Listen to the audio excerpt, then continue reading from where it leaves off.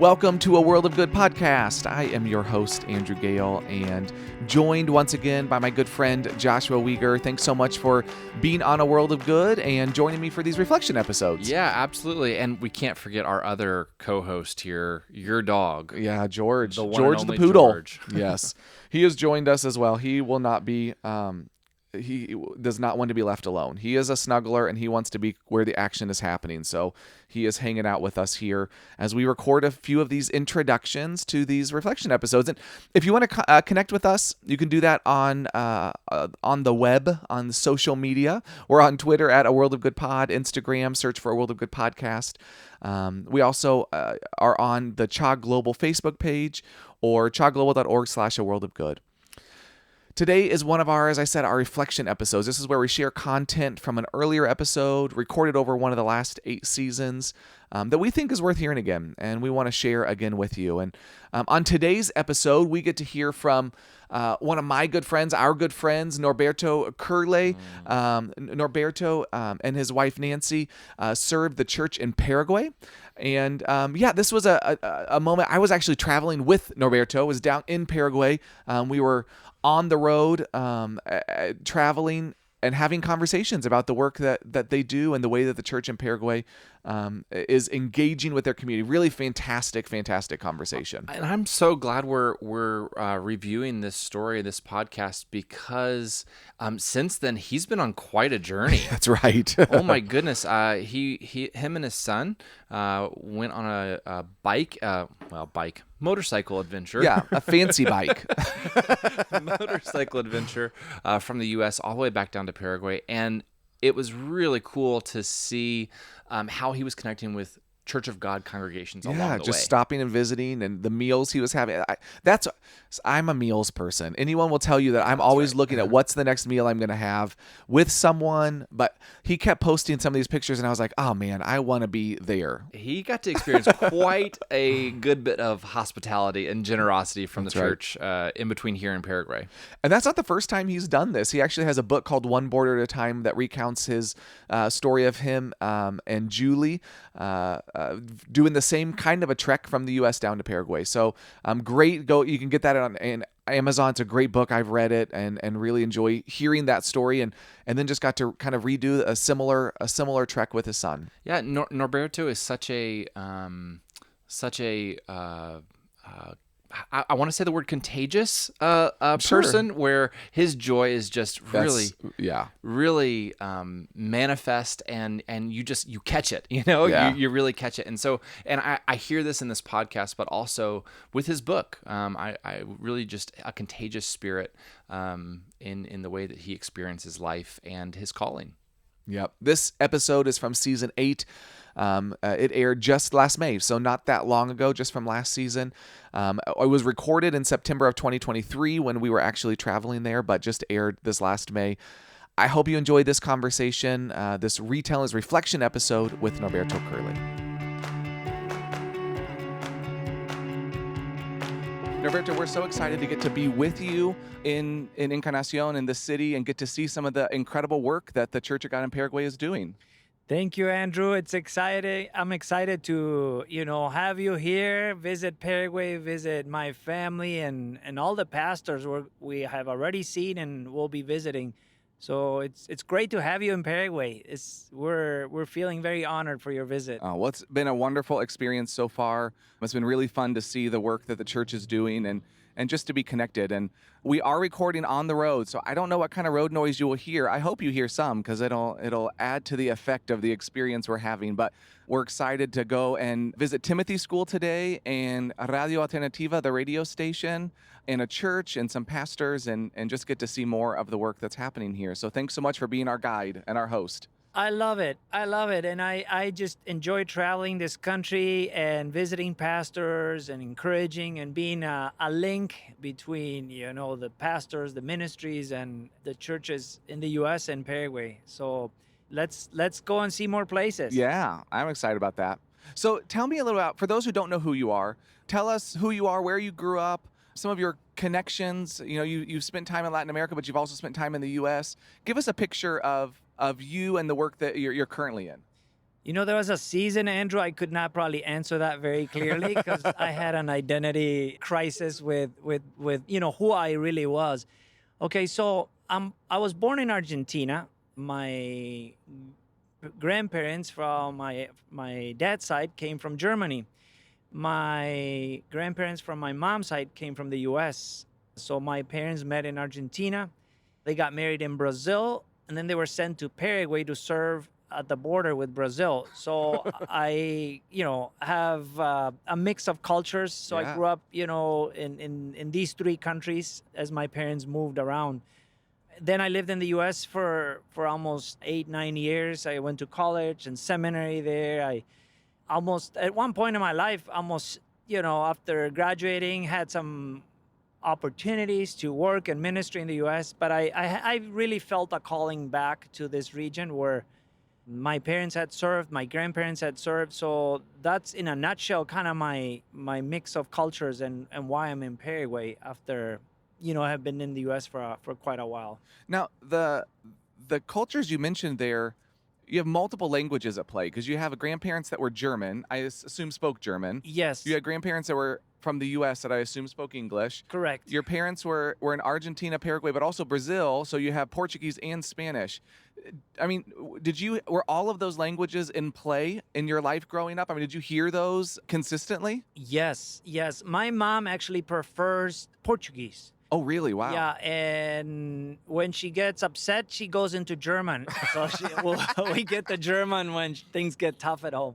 My dad as well. When he's upset, it's German. In Spanish, it's more the ministry and just the day-to-day. But at home, we first spoke German. German was the language, kind of the chosen language. And my dad always said he wanted us to learn German growing up. And I'm thankful to this day because that has been an added, asset, I guess, as we travel and connect with people. So German at home first, then Spanish in school, Portuguese in my teen years, and English with my mom.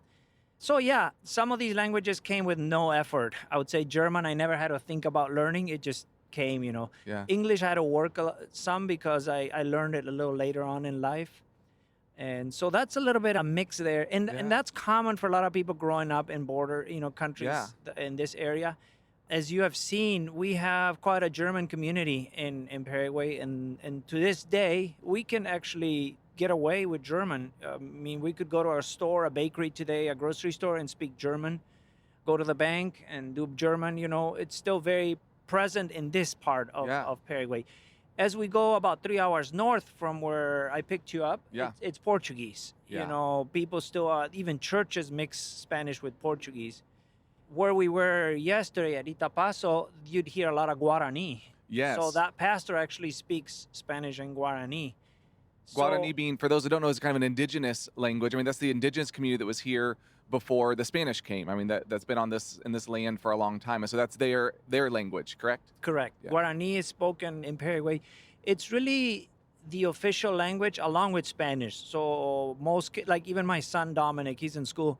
He's like, I don't like Guarani. I mean, he has to learn to speak Guarani, and and it's part of this curriculum, in school to speak Guarani as well. That's really cool. It's a hard language. I have not learned that language. I know a few phrases. Sometimes when I share with people, I speak a little bit and they get excited, and then I'm like when somebody from the U.S. comes and says hello and he says, that's the extent of my English, Spanish, I'm the same in Guarani. So I was impressed, though, when we were at that school and you started reading Guarani off the board. I know it was just one phrase, but it sounded really good. I mean, for someone who doesn't know, it sounded really good. I think, for me, it's a language that says a lot. And I want to say, I can't compare it to French because I don't speak it, but it has a sweet sound and it flows very well. Can I give you an example? Yeah, please. Okay, so in Spanish, you would say, que Dios te bendiga, God bless you. Yeah. If you say that in Guarani, you'd say, ñande yara tandero basa. And it just almost poetic. Though if you hear someone speak it, it really, is a very smooth language. So it's still on my list. I'd like to add that language in the next Maybe when I got more time and not too many, not raising kids. I don't think Guarani is one that's going to be like on Duolingo or any of those like easy. Actually, it is. Is it really? It is on Duolingo, and I started. No way. The whole way. I mean, if you go do Duolingo in Guarani, like any other language, you could become pretty fluent. That's pretty impressive. Oh, it is. And they have Paraguayan people speaking on it, so it's very, very clean Guarani. That's incredible. I think since Paraguay still considers it its main along with Spanish, its native language. Yeah. Anybody coming to Paraguay or ministering in this country will have, it'll be a good thing to know Guarani. Wow. Even crossing borders, interacting with people. Like if I get stopped by the police, I speak Guarani to them. They're right away open up in a different way than just Spanish. So it's a country with many cultures, and we all coexist, I guess. That's been something that's been really interesting, is seeing, the large German population, Ukrainian population, Japanese. I mean, it's been really interesting seeing those communities. And we were talking about this the other day.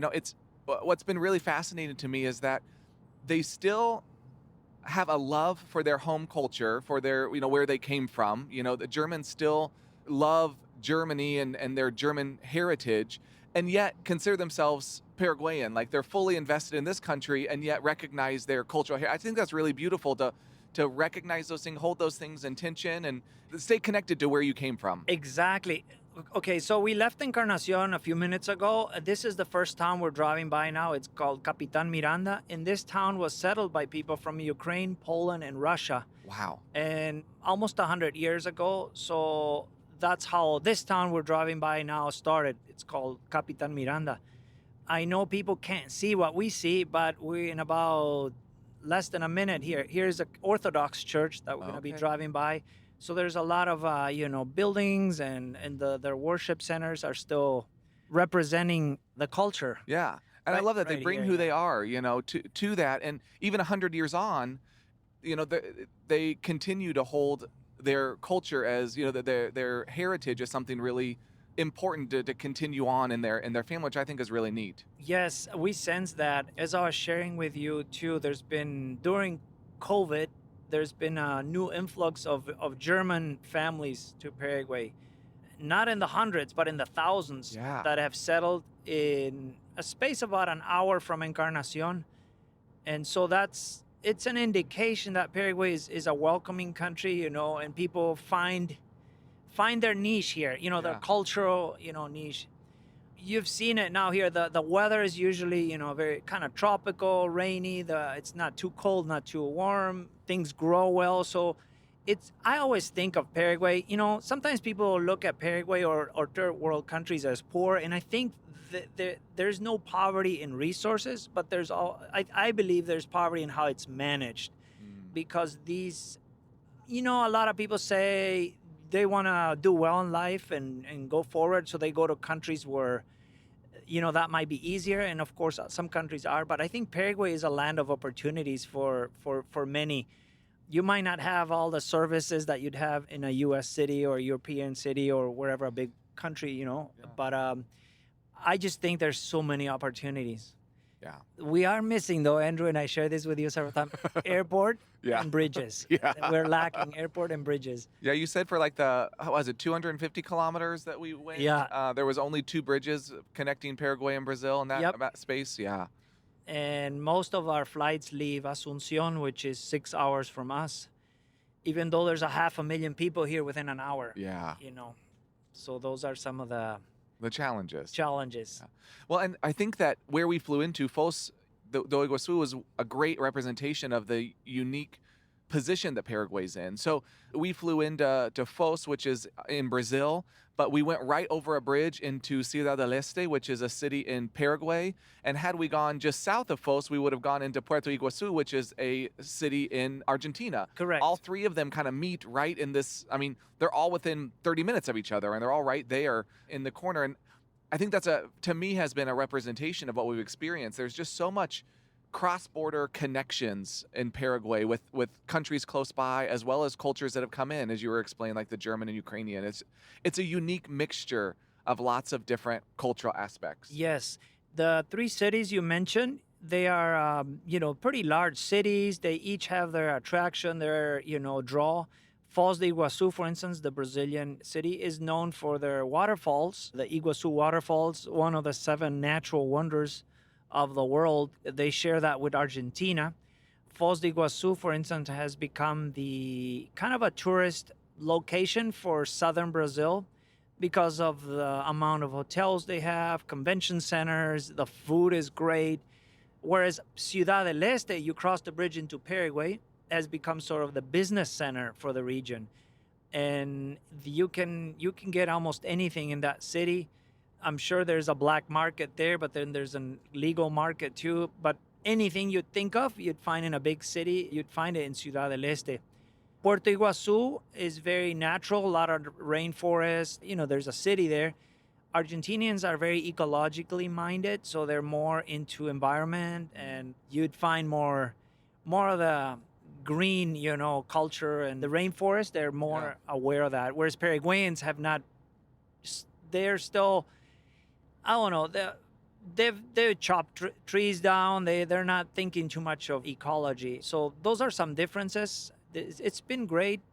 Serving here and having this mix of culture. It does present challenges when you minister because you have to, within a few hours, you have to make adjustments, language adjustments, cultural adjustment, expectations.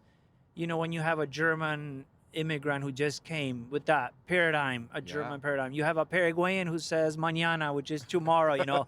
This German I talked to, and he says, I just can't work so well with these people. I mean, like it's all about mañana, and it's all about no hurry. There's no rush.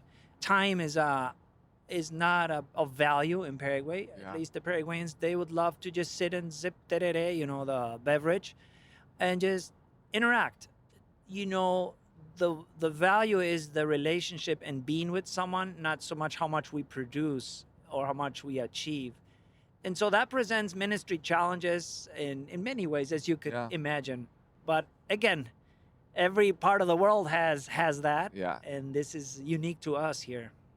We've kind of talked around this and given some maybe location to where we are in Paraguay. It's borders with Argentina and Brazil. What other countries does it border? So Paraguay borders with Bolivia on the north. So Bolivia is north of Paraguay. Brazil is east of Paraguay. Argentina is south and west of Paraguay.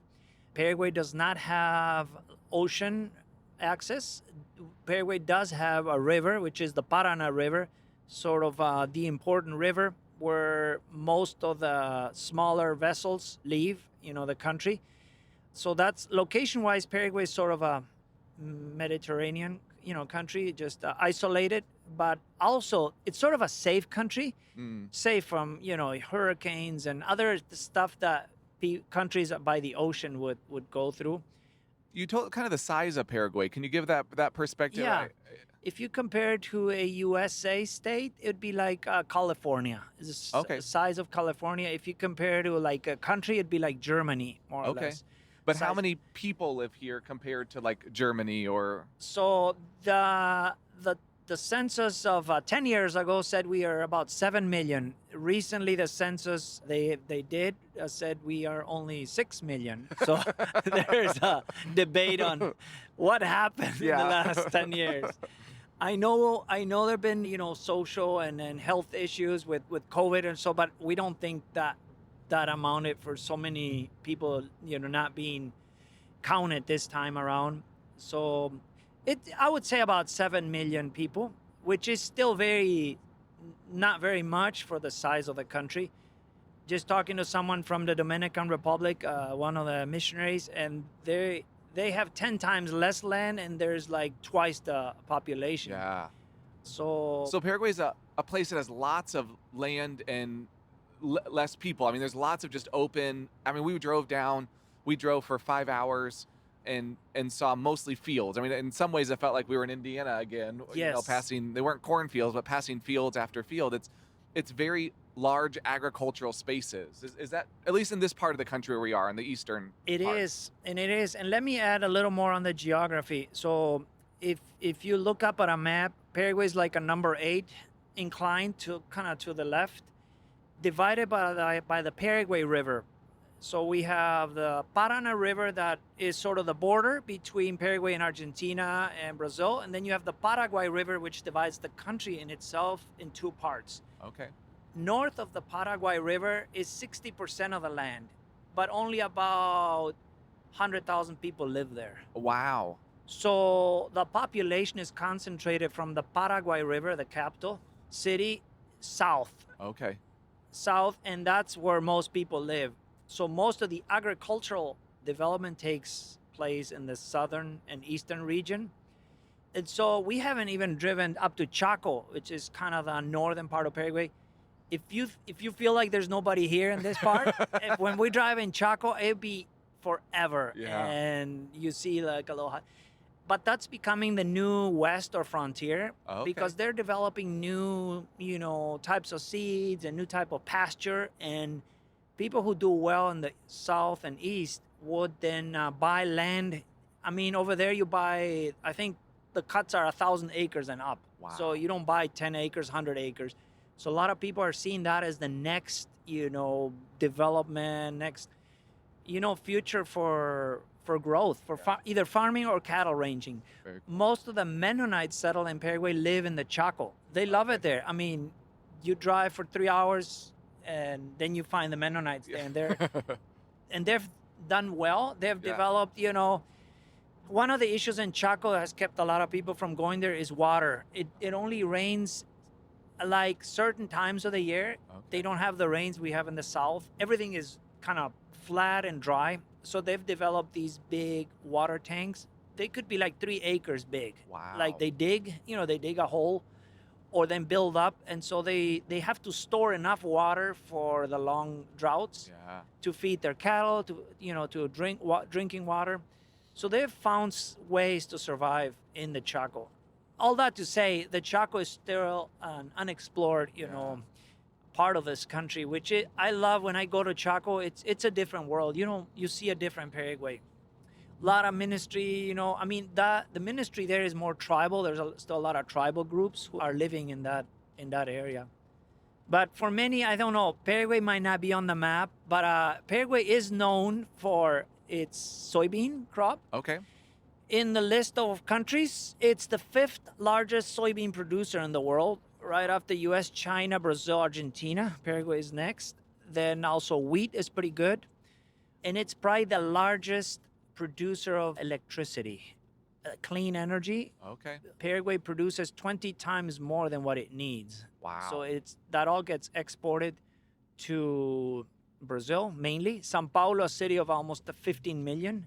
Wow. And a lot of industry, in Brazil, they buy the bulk of the Paraguayan electricity. So those are things that are a draw for companies in the future who want to, have a lot of abundant electricity. Yeah. To this day, I don't know why Paraguay, not being an oil country, is not producing more electric vehicles. I mean, that's because everything could be electric here, and there's enough of that available. So you've shared a little bit about the country, where we are, given us a little bit of the culture and what it's like here. Tell us now specifically about the Church of God, maybe some of the history. How long has it been here? How many churches are there now? Kind of give us a picture of the Church of God in Paraguay. Great. Yes. Okay. The Church of God got established officially in Paraguay in 1977. So we're approaching 50 years soon, in a few years. And so that's kind of the history, 50 years. The Church of God started more in rural areas. In the first decade, ministry was done among farmers, immigrant farmers from Brazil, Argentina.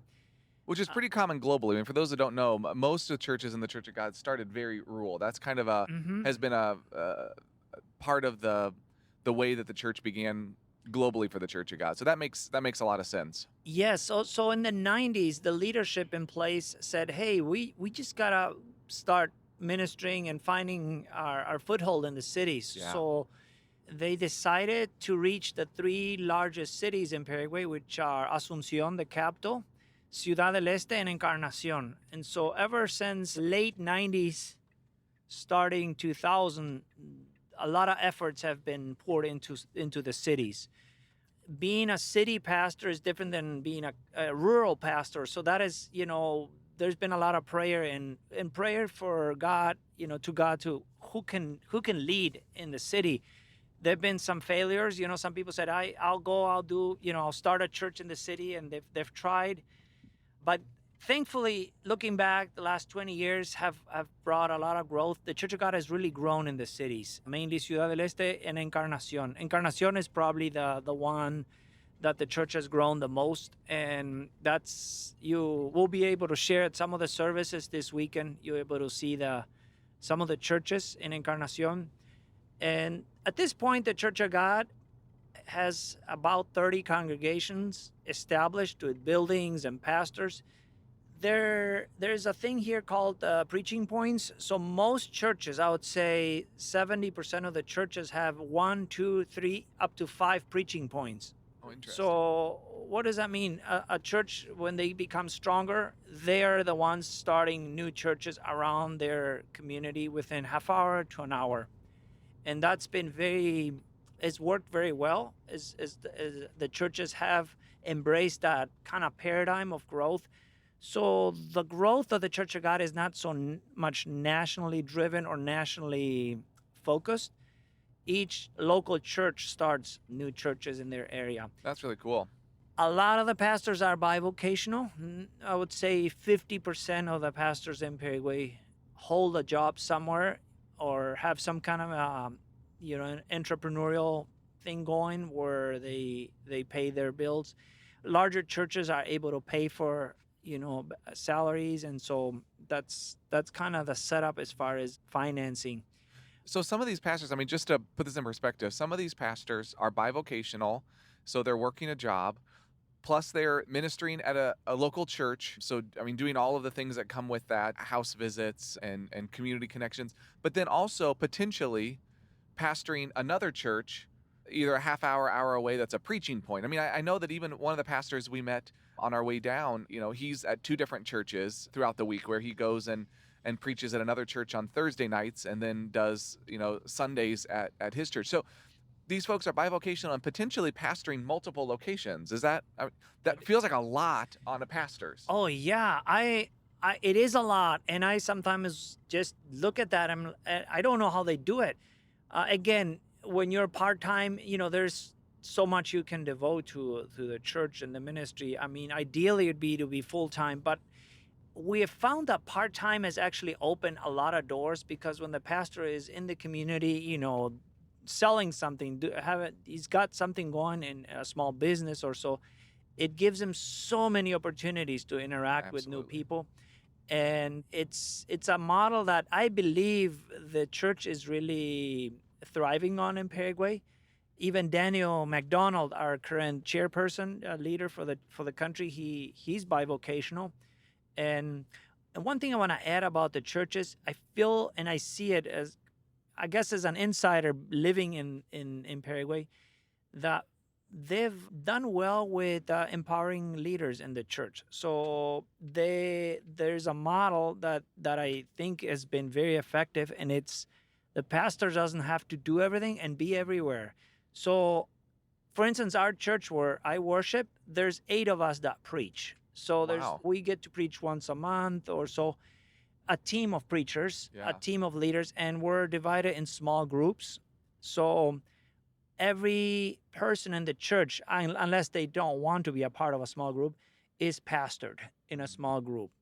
So the pastor will meet with small group leaders and then let them pastor, the members. So if somebody's sick, they get a visit. Somebody is financially struggling, someone will help them.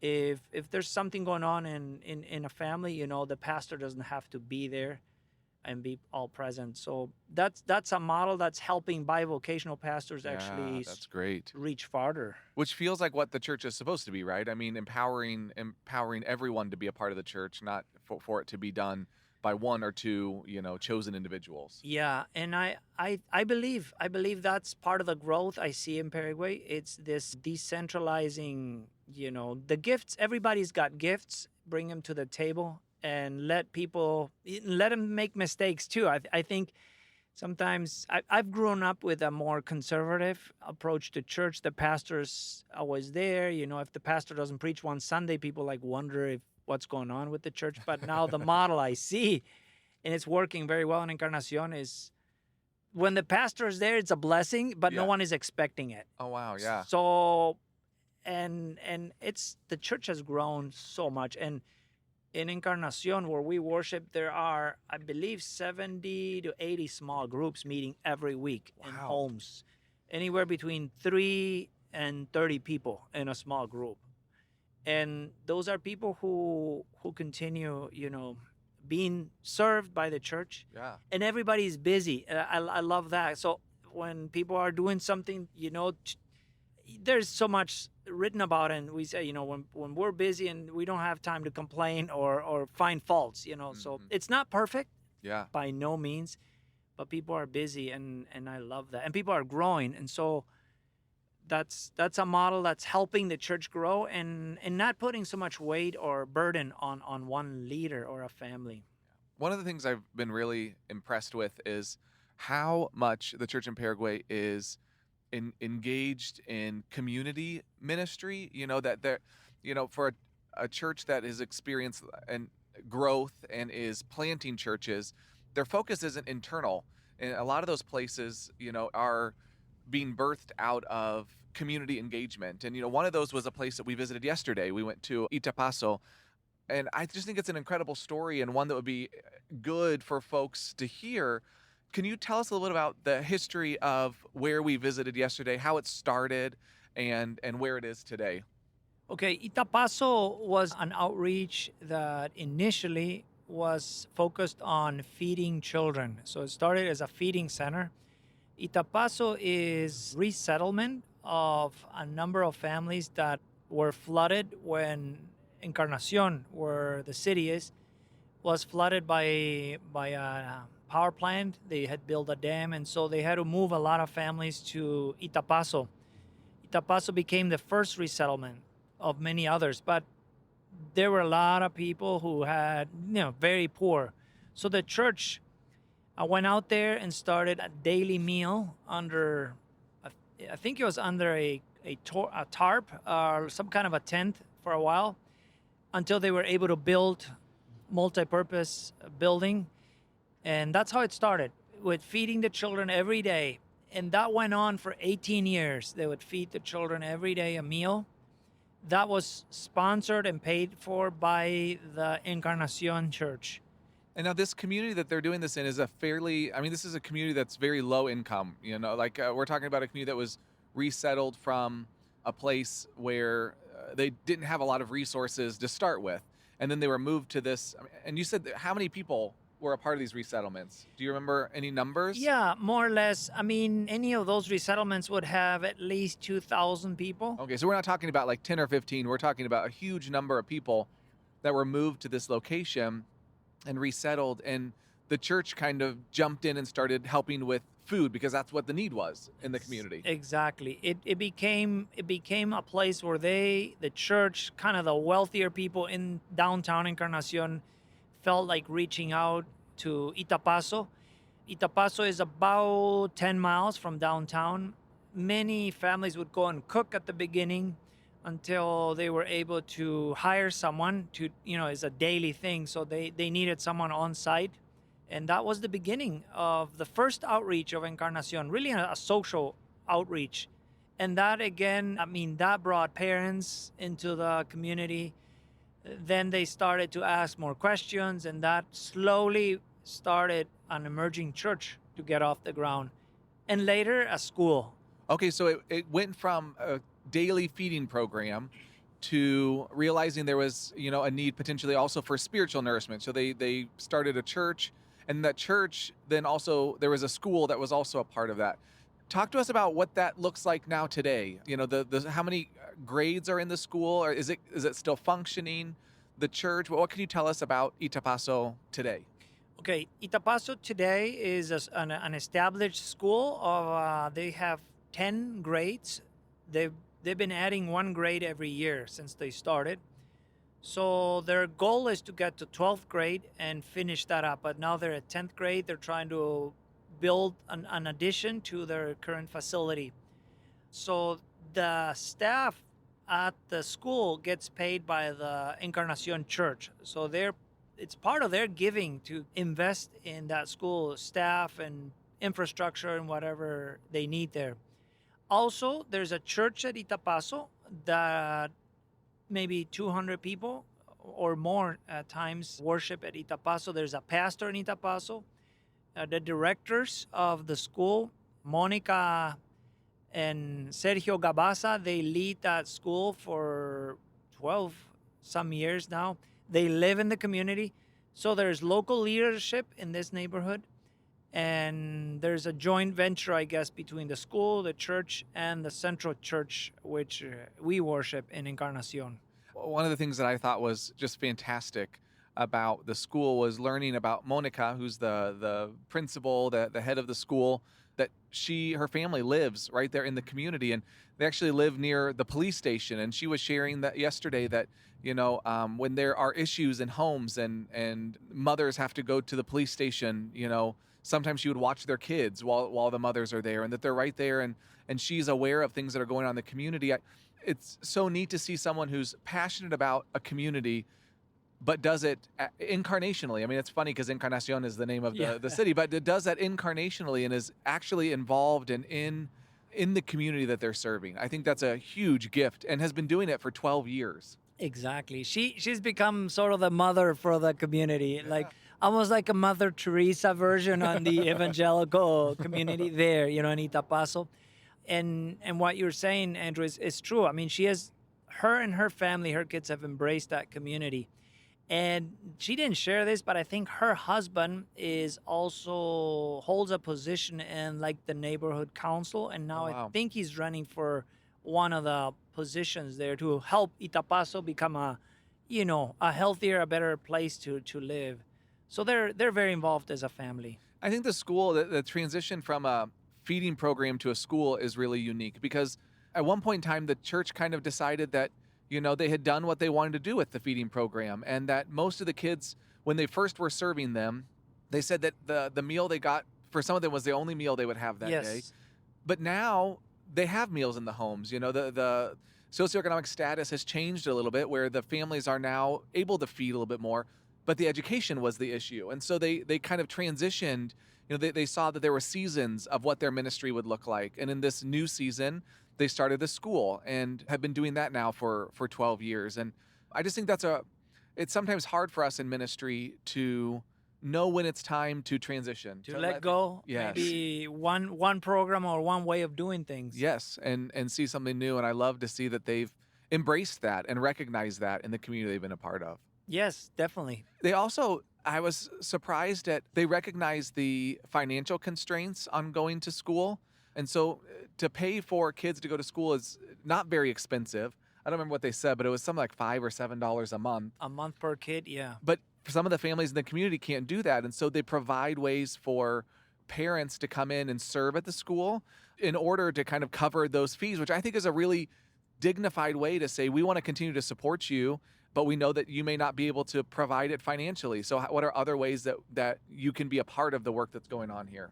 Yes, they're continuing to find ways to raise those funds locally with the outreach they do, in the community. And there are also people I know in the church, local church, that become sponsors of these kids.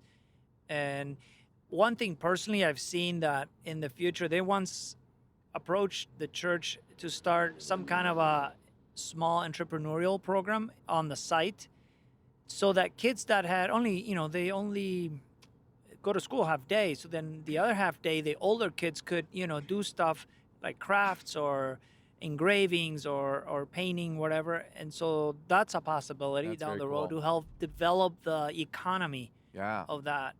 Continuing to look for ways to support those communities. Like a bakery. Awesome. They're talking about a bakery, fresh bread every day, the church, the school could benefit, the kids could eat fresh bread, and they would, be involved in providing bread for the community. That's cool. So those are some of the ideas they're also thinking about. It was really neat to also meet the pastor of the church there who, shared stories of miracles that are happening at that community. And and the ways that the church and the school work together to draw parents that, I mean, because not all the kids that go to the school, their families aren't necessarily a part of the church or Christian, but they have a chance to learn about that. And one of the things that she mentioned is that they study different countries, different cultures. And I thought that was really cool. Yes. Part of their program is once a year, the kids get to study a country. Sometimes they focus on countries that have not been reached with the gospel. And so kids do the research that involves the parents, and that brings the community together, and they start praying for those countries. Then they have a celebration at the end of that month where they, express the culture of that country, foods and clothing, and there's the spiritual component to the cultural and, the social work there.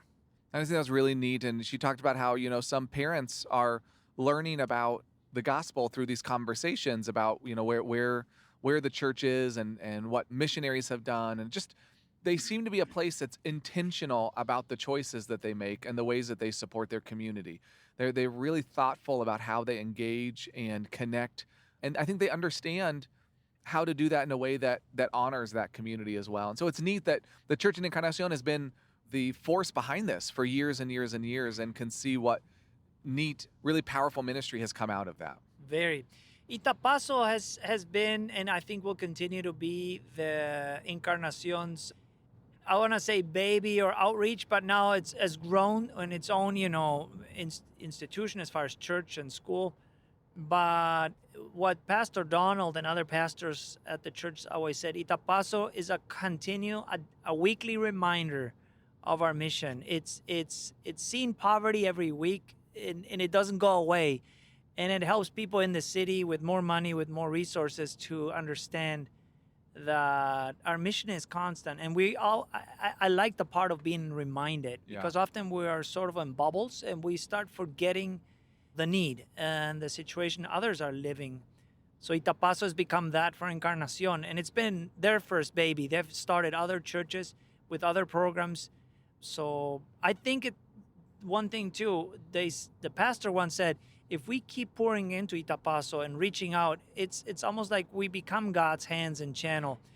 And I've seen so much growth in Encarnacion, not because of maybe wealth or so, but because of their giving and sharing with the ones that need it the most. Yeah. Rachel, thank you so much for sharing that story about Itapaso. I think that, we spend a lot of time talking about that one location, but I think it's so indicative of just all the ministry that we've seen here in Paraguay, the passion that the church here has to support their communities, to recognize that the church is outside the walls of the church. The church is not what happens on a Sunday morning. It's the ways that the people in the church support their community. And we've seen that in the schools that they do. We got to visit Timothy's school today. The schools that are here, the feeding programs, the ways that the church has really recognized its role in supporting the people around it. And so that's just been a wonderful joy. And I thought Itapaso is a great example of that, of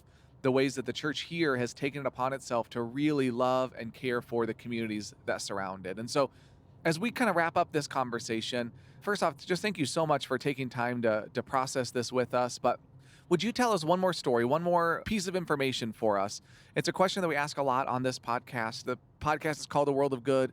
We love to hear about the good that God is doing. And so as you think about the ministry of the church here, what's one good thing that God is doing in the midst of that ministry? Yeah, Andrew, it's a hard one to answer because there's so much good, but I'll try to zoom in. People in the ministry, I see that God is raising a new generation of passionate men and women in Paraguay. Being a missionary, having seen missionary work in this area, my parents have been missionaries, my grandparents. I kind of grew up under that paradigm that missions happens from either Europe or the U.S. to other countries. But I see a shift in the motivation and in the missionary work, at least in this part of the world, and I guess in Latin America. And it's that God is raising people here with a passion to reach the lost in their country and also beyond their borders. So I believe that is a good sign. The church has, grown, matured, and I think in intercultural studies there's a word that's used. It's indigenization, where a church becomes their own in the country, and it's not like it has to be run by people from another place. And so I see that Paraguay, after almost 50 years of missionary work and endeavors, and so is starting to turn the corner, and people are going from here to other places. We see it locally. Most churches in Paraguay have a preaching point. I mean, very few don't. Most have one. Today, we visited Bella Vista. They have 7, 5 are active. Yeah, it's incredible. Of locations where, and preaching points are places where the church is going out and actively engaging in ministry in another location nearby, right? Like 5 to 10 kilometers away, but going and visiting and having and doing kind of a service to start a ministry there. And most of those will end up growing potentially into churches is the goal. Exactly. And it's almost there's like a good pressure. Like churches that don't have a preaching point, they're like, hey, what are you waiting for? Get a preaching point going. Basically, look out. Look to others who need more. And I think we're all, in any place we're in the world, we're always better than someone else in the sense of God has done stuff for us, and we're probably in lack compared to others. We can never say, we're too poor to help. We're richer than others who need more. And so I see that pattern, and I think I would like to highlight that in the church in Paraguay, the outreach, the going, the sending. It's happening now. The Church of God Encarnación, for instance, grew and then started a church in Posadas. The church in Posadas started like 5, or I think they're at 7 churches now. The church in Encarnación has had some influence in the church they're leading now in Oklahoma City, the Hispanic church. And so I see that Paraguay is nurturing, it's raising a new generation of leaders that look out, and that's me as a missionary. That's like, okay, I think we can now, I'm not saying rest, but let's not worry. The church is alive, and they'll do okay. Yeah. And let's embrace the missionaries, and let's network. I think now it's a time for synergy and networking, and capitalizing on each other's strength. And I think we'll reach in this generation a lot more than maybe we could have done in other generations. So, Norberto, what an encouragement. Thanks for sharing all of that. Thanks for not just sharing the stories, but for us on the trip, thanks for sharing your country, the love that you have of this place, and the life that you have given to support the churches and the community here. It's been such an honor, such a beautiful location. Every place I get to travel to, there are uniquenesses and beautiful things, but I hope people listening come visit Paraguay. It's an incredible place. Come see the work that's happening here, and not necessarily because you need to come and change what's happening, but to come and actually see it, and maybe to be challenged to take some of the ministries that they're doing back to your home church, and to see how, as a church in the United States, we can learn so much from churches here that really get the calling of the church to be a light in their communities and in their country and in the world. And so we are so grateful that we get to see that, even just in a short glimpse on this trip. So thank you, Norberto, for hosting and guiding and being the person that helped us bridge to this community here.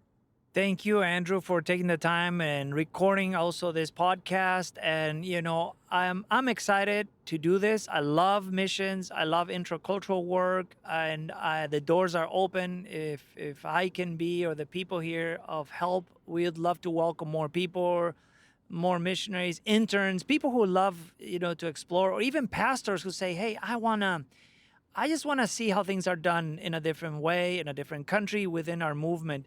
I think Paraguay could be a good place to drop in and visit. Absolutely. And so thank you. It's an honor to lead you. We have a few more days of traveling here. I'm excited for what we're going to be seeing and sharing. Thank you so much. Thank you. Thanks for listening to A World of Good.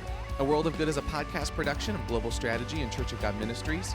Our theme song is Colorado by Leo Flores. If you want to join the conversation, visit us at Twitter at A World of Good Pod, on Instagram, A World of Good Podcast, or visit our website, chagglobal.org/A World of Good.